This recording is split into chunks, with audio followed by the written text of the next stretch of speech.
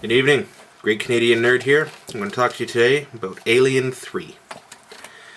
Now, Alien 3 has a long-running history of just being a bad version of the Aliens franchise. The 1992 theatrical version, I don't like. I don't like the chest burster coming out of the dog. I find that while the scene was really, really well done, I found that just a little too much for me. And never really... I thought they could have done something slightly better with it, to be honest. The whole issue with them being on a prison planetoid, and it's all men with only the one woman. Of course, it's going to cause problems. The fact that everybody has no hair and they're all British, so you can't understand people. I've heard that complaint before. Hair doesn't make facial features here, guys. Pay attention to facial features and you'll be able to understand who's who. Or just look at the way that they're dressed. Hello, it takes more than a hairstyle to change the person's appearance. But with this movie,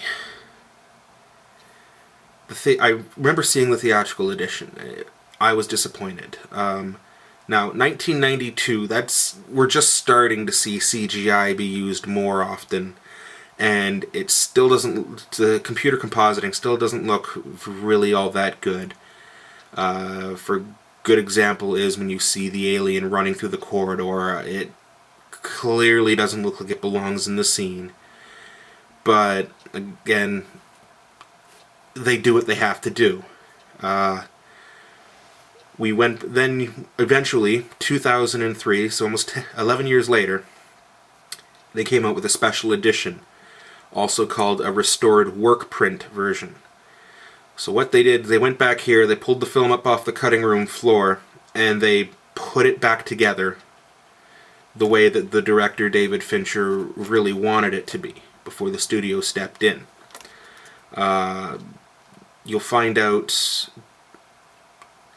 To me, it's a better done version of the film. A couple of scenes are only slightly longer, but overall, I think it extends by something like 26 minutes. The movie's that much longer than the theatrical version, and with it taking the time to explain things more, and it slows its pace down, and it is really well done. The special edition. The one thing that the theatrical and the special edition both have going for it is Fincher's phenomenal use of using the low-down camera shot. So when the camera's looking up at the subject from underneath. That has a profound impact of just capturing the vulnerability of the characters. When you shoot something from down below, you're slightly more vulnerable than when you're shooting it straight on, and if you want to have it be a little bit more superior, you'd give it almost an elevated view, so you're looking down. So like an image of strength. That's why you see a lot of superhero movies when they're doing the dramatic walk forward. Yes, the camera's looking straight at them, but it actually is slightly elevated, looking down upon them, so they have more of a strengthening image to them. But when you're looking down from underneath, that's soft underbelly for a lot of creatures. That's the dangerous spot. So when you're looking down from below, you get the vulnerability, and it really got across the vulnerability that this is a terrifying place. You really don't know what's going on, what's happening. And they had no weapons. How do you deal with this alien when you have no weapons? Yes, that was the same issue in Alien, but you also had the ability that, you get it into a corridor and you could blast it out into space. You have a planet. If it decides to run, and heaven forbid start breeding eggs, you are going to have an issue, because you have a planet to try and find this thing on, and that's not going to be very conducive to your small group of people looking. Going back to what's on the disc, you do have audio commentary. This commentary is different from the other commentaries. Your commentary has the cinematographer, your editor, your alien effects designers, your visual effects producer, and the actors Paul McGann and Lance Henriksen. You notice you didn't see the director here. This is all explained when you go and you watch the Alien 3 making of.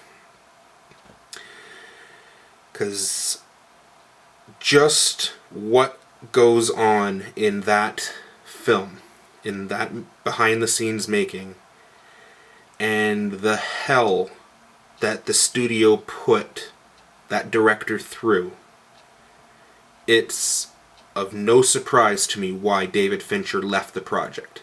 David Fincher left this project, he washed his hands of it and walked away, while they had about 2 weeks left of editing to do.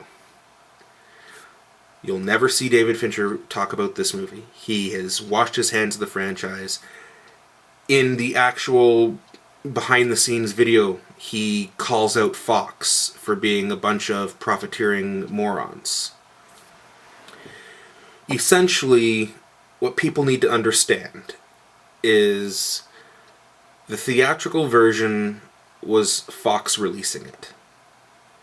The special edition is as close to what David Fincher wanted to do as you're going to get, because he did not step in to do it. Where you're going to get the issues is, imagine you're showing up to shoot a major motion picture. Your first major motion picture. And you have no script.